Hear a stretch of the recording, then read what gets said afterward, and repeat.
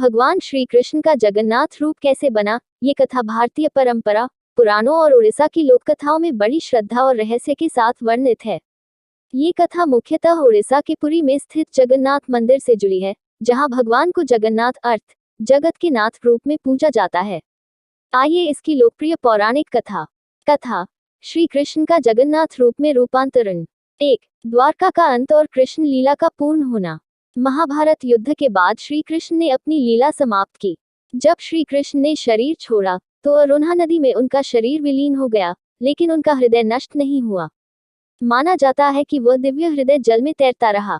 2. राजा इंद्रद्युम्न का स्वप्न। उड़ीसा के राजा इंद्रद्युम्न ने एक दिव्य स्वप्न देखा जिसमें उन्हें आदेश मिला कि वह श्री कृष्ण के दिव्य अवशेष को प्राप्त करके उसे एक विशेष मूर्ति में स्थापित करें और एक भव्य मंदिर बनवाएं। राजा ने उस तैरते हुए पवित्र हृदय या नीलमणि को प्राप्त कर लिया।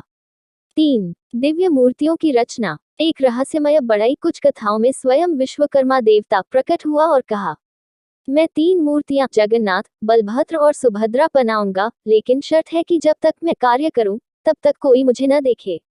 राजा ने स्वीकार किया, लेकिन कई दिनों बाद जब कोई आवाज नहीं आई, राजा चिंतित होकर कमरे का दरवाजा खोल देता है। उस समय मूर्तियां अधूरी थीं, बिना हाथ पैर के। लेकिन तभी आकाशवाणी हुई, यही मेरा दिव्य रूप है, इन मूर्तियों को स्थापित करो। 4. तीनों मूर्तियां। Jagannath equals Shri Krishna, Balabhadra equals Balram, Subhadra equals Shri Krishna की बहन। तीनों की मूर्तियां काले, सफेद और पीले रंग की बनी और लकड़ी की होती हैं। दुनिया में अद्वितीय परंपरा।